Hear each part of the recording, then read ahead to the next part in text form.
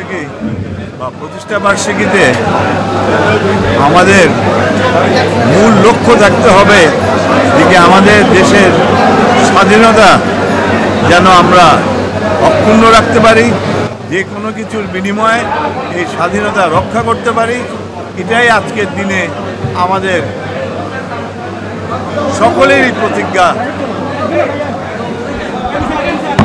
আপনারা সকলেই জানেন গত কয়েকদিন কিছু ঘটনাবলী এই দেশের মাটিতে ঘটেছে। এই ঘটনাগুলো মোটেই বিক্ষিপ্ত নয় এবং বিচ্ছিন্ন নয়। এই ঘটনাগুলো ষড়যন্ত্রমূলক এবং ষড়যন্ত্রের একটি অংশ। তাই আমার সকলের প্রতি আহ্বান থাকবে, এই দেশের স্বাধীনতার স্বার্থে জাতীয়তাবাদী শক্তির ঐক্যবদ্ধ থাকা নিতান্তই প্রয়োজন। গত 24 ঘন্টার মধ্যে আপনারা দেখেছেন বৃহৎ রাজনৈতিক দলগুলো প্রধান উপদেষ্টার সঙ্গে সাক্ষাৎ করেছে।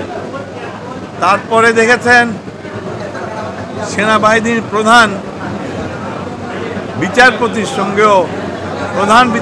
সঙ্গেও সাক্ষাৎ করেছে। আমি চট্টগ্রামে বসে এই ঘটনাগুলি যে কিসের আলামত আমি বুঝতে পারছি না।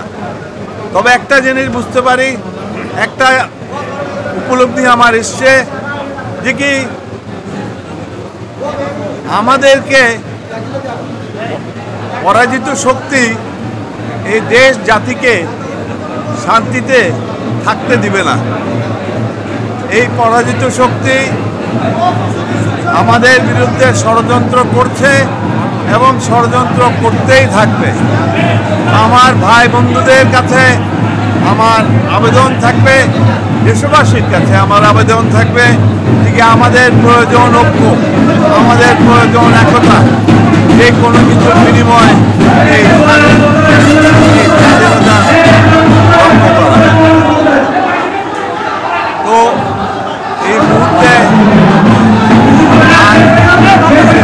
করার নেই।